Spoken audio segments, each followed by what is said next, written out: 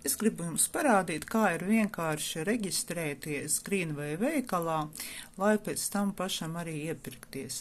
Vienīgais mīnus, var teikt, ir jādabū jums saite, no manis var paprasīt, jā, vai no kāda cita, kas nodarbojas ar Greenway.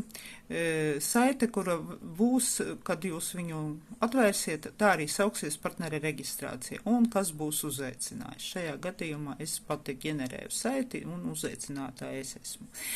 Aizpildām vārds, uzvārds, dzimšanas datums, teiksim, kāds tur maijs šodien mums ir, 20.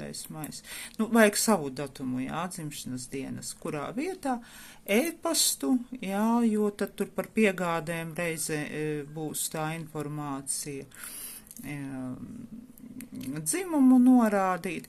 Tā informācija ir jebkuriem tagad internetu veikaliem, ja jūs kaut kādus bonusus gribat krāt, un jums tie tos loginus sūta un viss, jebkuram veikalam tāda apmēram informācija arī ir. Šeit saliekam visur ķeksīšus, jā, es piekrītu partneru līguma reģistrāciju ar mentoru tādu un tādu, es piekrītu personas datu apstrādes politikai, tas tagad visur ir, jā, bez tā nekur, un es piekrītu uzņēmumu partneru noteikumiem un standartiem.